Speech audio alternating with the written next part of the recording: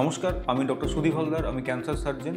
আজকে যে বিষয়টা নিয়ে আমি আলোচনা করব সেটা হলো জেনেটিক মিউটেশন। এই জিন কি, তার যে মিউটেশন সেই জিনিসটা কি, তার সেক্ষেত্রে ক্যান্সারের কি ভূমিকা এবং সেগুলো নিয়ে আমি কিছু আলোচনা করব, যাতে এই জেনেটিক মিউটেশন যেটা একটা পার্ট অফ ক্যান্সার বা জেনেটিক মিউটেশনের জন্য যে ক্যান্সার হচ্ছে সেটা ডিটেক্ট করার কোনো উপায় আছে কিনা, বা হেরিডিটারি বা ব্রেস্ট ক্যান্সার বা ওভারিয়ান ক্যান্সার যেগুলো আছে সেগুলো আমরা এখন আর কি টেস্ট করলে এগুলো জানতে পারি। তো এই নিয়ে আমি কিছু ভিডিও করব। তো তার প্রাথমিক যেটা ইম্পর্টেন্ট পার্ট সেটা হলো জিন কি। তো জিন ধরা যাক একটা আমাদের যে ক্রোমোজোম, সেই ক্রোমোজোমের মধ্যে একটা পার্ট, যেই পার্টের মধ্যে কিছু কোড থাকে, সেই কোডগুলো আমাদের কিছু প্রোটিন সিনথেসিস বা আমাদের চলন বা জীবন ধারণের অনেক কিছু নির্ধারণ করে। ওই কোড থেকে কিছু প্রোটিন তৈরি হয়, সেই তার উপর ডিপেন্ড করে বিভিন্ন সেল ডিভিশন বা মেটাবলিজম, আমাদের যে শারীরবৃত্তীয় প্রক্রিয়া, এগুলো মেনটেন করা থাকে। এখন এই জিনের যে কোড সেগুলো যদি কখনো চেঞ্জ হয়, সেই চেঞ্জ যখন হয় তখনই তাহলে সেটাকে বলা হচ্ছে মিউটেশন। এবং এই মিউটেশন যখন হয় তখন তাহলে সেই ক্রোমোজোম বা সেই জিনের যে বেসিক ফাংশন, সেই ফাংশনটা অল্টার হলো, এবং সেই ফাংশনটা অল্টার হওয়ার জন্য কিছু পরবর্তী কিছু সমস্যা বা পরবর্তী কিছু যে মিউটেশনের যে এফেক্ট, তার জন্য একটা ফলাফল হচ্ছে আমাদের ক্যান্সার হতে পারে। এখন এই যে জেনেটিক যে মিউটেশন হচ্ছে, তো ধরা যাক দু রকমের জিন আছে। একটাকে আমরা নাম দিচ্ছি অনকোজিন, একটাকে নাম দেওয়া হলো টিউমার সাপ্রেসার জিন। এই অনকোজিন কি না, নর্মালি এই জিনটা হয়তো সেল ডিভিশন বা কোষ বিভাজন এগুলোর ক্ষেত্রে কাজে লাগে। এখন এই জিনে যদি কখনো মিউটেশন ঘটে তাহলে সেটা ক্যান্সার প্রমোট করা বা ক্যান্সার তৈরি করার দিকে আমাদের এগিয়ে যায়। আর টিউমার সাপ্রেসার জিন কি না, এই টিউমার সাপ্রেসার জিন, সেই জিন এই ক্যান্সারকে যাতে না হয় বা এই যে চেঞ্জ হচ্ছে, এই যে মিউটেশন হচ্ছে, সেগুলোকে প্রতিরোধ করে। এখন এই টিউমার সাপ্রেসার জিনও যদি কোনো রকমভাবে কোনো মিউটেশন ঘটে বা তার ফাংশনালিটি নিয়ে প্রবলেম হয়, তখন তাহলে সেই টিউমার সাপ্রেসার জিনের কাজ বন্ধ হয়ে যায়। এবং এই টিউমার সাপ্রেসার জিনের কাজ যখনই বন্ধ হয় তখন তাহলে আবার ক্যান্সার হওয়ার একটা সম্ভাবনা তৈরি হতে পারে। তো আরও অনেক ধরনের জিন আছে। তো মূলত এই দুভাবে যদি আমরা ভাগ করি, তাহলে এক ধরনের জিন আছে যারা কোষ বিভাজন বা এই ধরনের কাজগুলো করছে, কিন্তু জেনেটিক মিউটেশনের জন্য তারা ক্যান্সার প্রমোট করছে। আর এক ধরনের জিন যারা টিউমার সাপ্রেসার জিন, যারা ক্যান্সার বা টিউমার এটাকে তৈরি হওয়া থেকে রক্ষা করছে, কিন্তু মিউটেশনের জন্য সেই কাজটা তারা করতে পারছে না বলে ক্যান্সার হচ্ছে।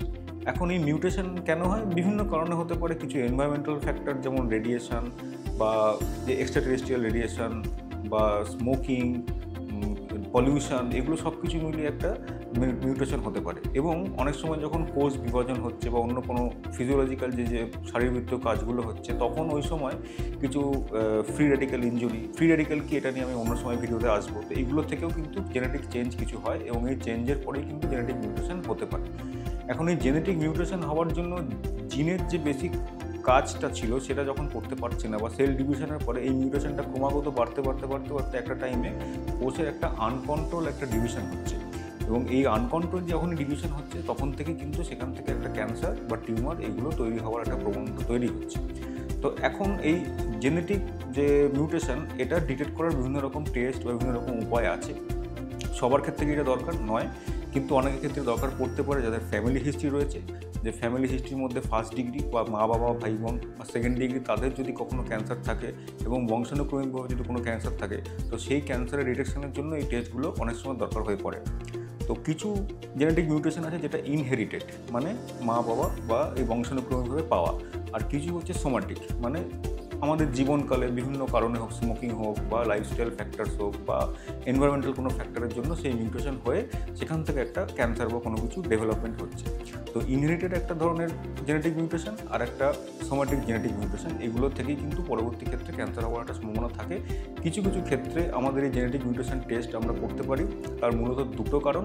এক হচ্ছে এই ক্যান্সারটা আদৌ বংশানুক্রমিক বা ইনহেরিটেড কোনো ক্যান্সার কিনা, আর দু নম্বর, এখন অনেক এই ধরনের কিছু ট্রিটমেন্ট যেগুলো জেনেটিক মিউটেশনের উপর বেস করে করা সম্ভব, যেটাকে পার্সোনালাইজড বা প্রিসিশন অনকোলজি বা প্রিসিশন মেডিসিন আসছে বা এসেছে বিভিন্ন ক্ষেত্রে। যেমন আমরা লাং ক্যান্সার হোক বা মেলানোমা হোক বা ব্রেস্ট ক্যান্সার, বিভিন্ন ক্ষেত্রে এগুলো আমরা ইউজ করে থাকি। যে টেস্টে যদি রেজাল্ট কিছু আমরা পাই, সেক্ষেত্রে কিন্তু আমরা তার রেসপেক্টিভ কিছু আমরা ট্রিটমেন্ট করে থাকতে পারি, এবং সেই ট্রিটমেন্টের উপর তাদের রেজাল্ট বিভিন্ন রকম এটা ডিপেন্ড করে।